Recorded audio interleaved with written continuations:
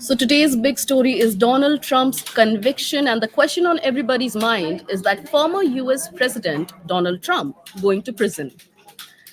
Donald Trump has scripted history by becoming the first former US president to become a convicted felon, and he's also the first convicted felon who is likely the prospective nominee for the Grand Old Party or the Republicans.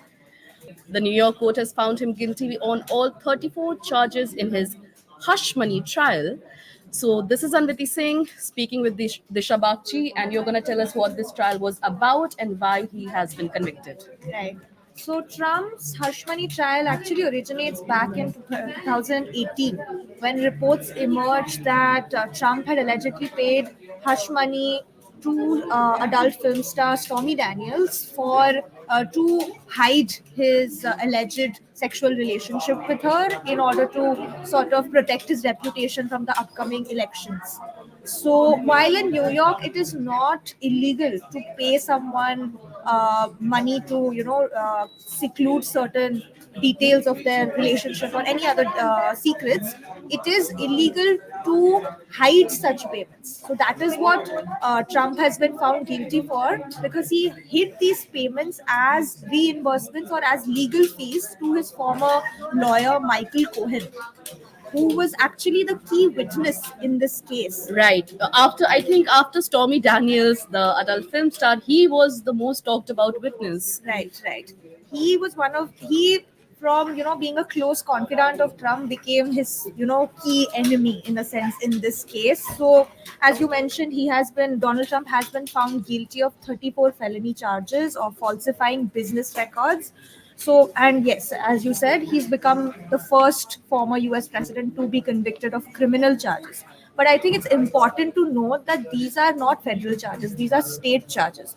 So another question that is on everyone's minds is that if Donald Trump does become president, can he pardon himself of these charges?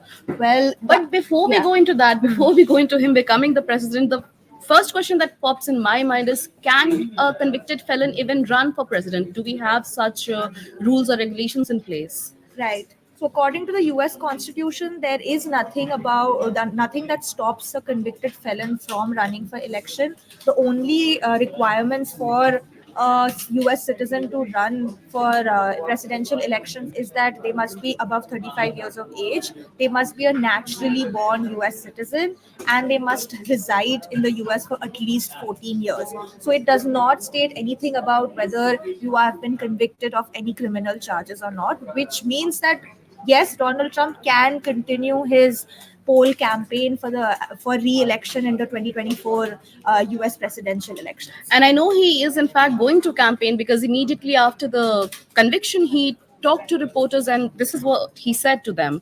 I'm a very innocent man. The real verdict would come from the voters. Then he went ahead to call the whole trial rigged and a disgrace. So, how will this, affect his future campaign plans, and when will his sentencing come in? Like right now, what do we know about the possible sentences to a crime like this? Right. So Judge Juan Merchan has set the sentencing hearing for 11th July. So before that, the two parties, the prosecutors and the defendants, will give in their pleas for what they feel the punishment should be. So currently, Donald Trump faces $5,000 fine for each of the 34 felony counts, as well as up to 4 years in jail. I think it's 4 years four per year crime. per 4 years per felony count. Yes. But for a charge like this is so falsifying business records is a class E charge, which usually does not end up in a jail term. And given that Trump, this is one of his first convictions, and this is not a violent crime in a sense, so it is unlikely that he will actually get a jail term. What is likely and what experts are saying is that he might get a house arrest sentence, or just probation and a fine. So that's what is likely. So in terms of how this will impact his poll campaigns, actually many are saying this is actually a positive thing in the sense that he no longer has to spend his time sitting in court rather than being out campaigning and giving his speeches. whatever erratic speeches that he does end up giving. But in a sense, he's actually going to have some time to now campaign. No, but his Furthermore, speeches work though. He has a massive following in the exactly. American citizens. Yes, exactly. Which is what I was coming to. Even during his trial, he made so many interesting statements which caught many people's attentions. Like the most recent one before the verdict was that even Mother Teresa cannot, fight these charges, which is very interesting language. But of course, after the verdict, you could see that Trump visuals of Trump coming out of the New York court, his face red and very pissed off that he was actually found guilty of these charges. And he, as you mentioned, said that the real verdict will come on 5th November when the US goes heads to the ballots.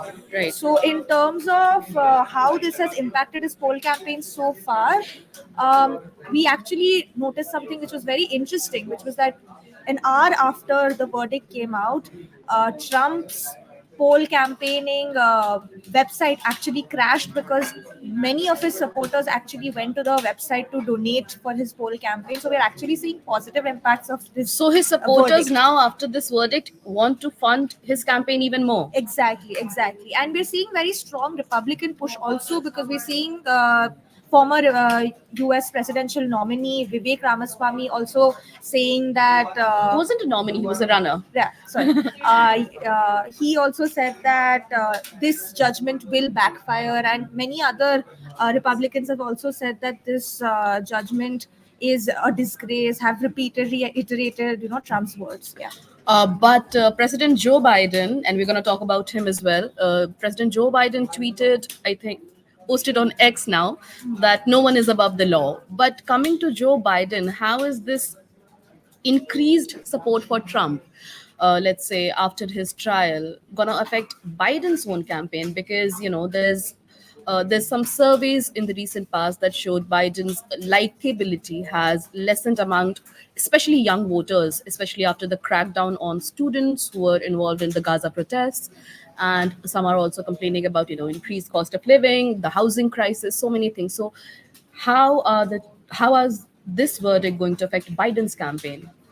I think Biden has already been facing immense backlash, not just over the past 8 months, but more recently, given the student protests across the US protesting Israel's operations, military operations into Gaza, as well as more recently its operation into Rafah, and the fact that this, even though Biden had said that Israel should continue its operation or begin its operation in Rafah only if there was a strong and proper civilian evacuation plan. Still, Israel went on to begin this military operation into Rafah, which has caused immense which has created a massive humanitarian crisis. So, and the fact that there have been fractures between the US and the Israel relationship between Biden and Netanyahu has severely impacted his poll campaign chances because there is a lot of backlash. There is a lot of Angst. angst, yes. A lot of angst among Democrats as well who have been calling out Biden that you need to take a stronger step. What are the US's red lines when it comes to this war? Because the US has been saying that, oh, we have red lines and Israel will not cross them. But where are these red lines and Right. at what step will the US actually, call out Netanyahu and his actions? Right. Of course, while all of that is happening on an international and, of course, domestic scale, coming back to Trump, this trial is actually one of the least criminal of his. This is one of his least criminally charged trials because there are several federal and state charges pending against the former presidents, which are trying to overturn the results of the 2020 election won by Joe Biden. If you might remember, there were massive storming of the Capitol Hill, where people stormed in the Capitol, tried to overturn the public's verdict. They did not accept the mandate that Biden had won. That alleged coup has been charged to Trump that he was the one who instigated the masses. So that is one charge that's still pending against him. Right.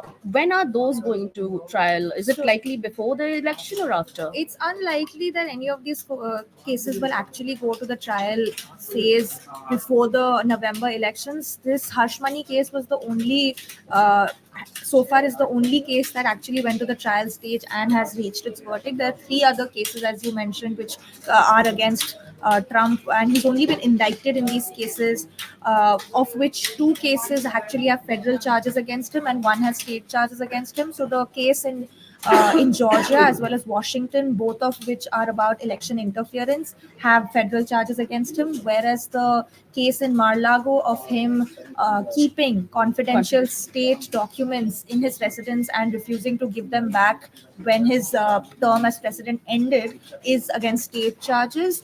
So to just discuss briefly what the difference between state and federal charges are, in a Yes, sense, please, is that, yes. for example, for federal charges, if hypothetically Trump does end up becoming the US president again, he can pardon himself for federal charges. But in case of state charges, in the case of the New York court, only the New York governor can pardon Trump. So, Okay. as president, he would not have any power to pardon himself of state charges. All right. So the conviction of Trump is slated for July 11th, and the National Convention of the Grand Old Party or the Republicans is taking just 4 days prior. That is where Trump will officially receive his nomination. Now, we all know that Trump is the de facto nominee of the Republican Party, but his official nomination will come on July 11th. Do you think if he's sentenced to prison, what happens then? Will they still keep him as their official nominee? How will he run his election campaign from the prison? I think it's unlikely that there are no other opponents to Trump. We had Nikki Haley in the on Super Tuesday, who was his last official, opponent. But otherwise, he has secured the uh, Required number of the delegates. required number of delegates to become the Republican nominee. So it's unlikely that that's going to change before the nomination. Yeah. So, to sum it up, even if Trump is now, not even if, now that Trump has been found guilty on all 34 charges, the maximum sentence of each charge is 4 years, the minimum is zero. And the in between is a house arrest, and the least is a monetary fine. Now, that will be decided on July 11th. Before that, he will most likely be announced as the Republican nominee for November elections, when America will decide whether they choose between Joe Biden or the first ever convicted felon president of the United States of America. This was Anviti Singh. And Disha